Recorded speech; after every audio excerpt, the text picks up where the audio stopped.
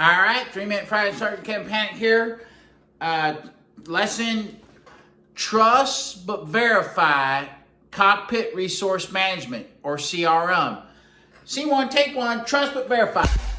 All right, 3-minute Friday Instructor, turn the thing over here, there, checklist and all that good stuff. So what I'm talking about today is the idea, and NASA does this. NASA does this with their rockets and stuff like that, and the way they build them and all the people that are working together. It's called trust but verify.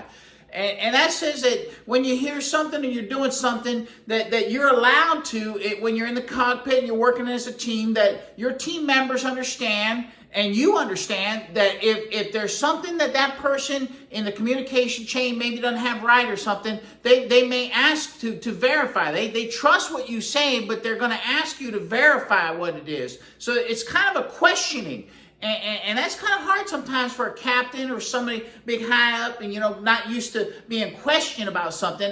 And of course, there's this fine-edged sword because it's cockpit resource management. There are times when there's urgency, right? A sense of urgency. And that would be in emergency situations and stuff like that where maybe there ain't time to verify. But there are also sometimes we've seen where multiple times you look at accidents that feather the wrong engine. Right? The engine out is real quick and something happens and the verification is kind of missed. And humans, why do we do all this? Why are we doing trust but verify? Because we're humans, right? We're humans and we're not a robot. And the automation levels are getting higher and higher every time, and that's good. We're trying to take out the error, the ability for error. But that's what. And a good example I have is last month I was at the student. We were on long final, and the ATC cleared us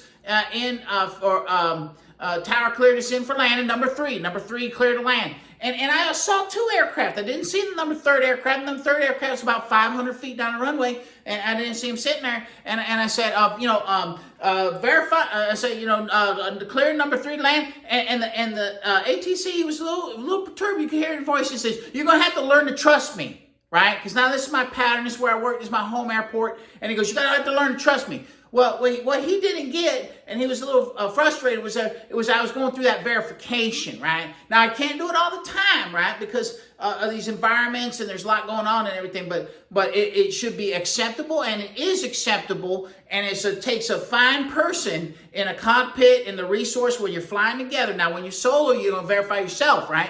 Touch and do, feel, and all that stuff, and that's how we go through that verification. But it's important to know that is acceptable, but don't do it all. You're gonna have to figure that out. What's a fine line, because each person a little different, and that's a challenge to them. But and to you, when you're a captain and you're in that left seat, and you get some young person that's asking for verification.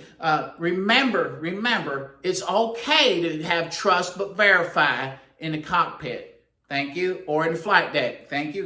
Time's out. 3-minute flight instructor. Have a wonderful day. And insomnia is gone. And took a little nap between sets. All right. Thank you for wondering.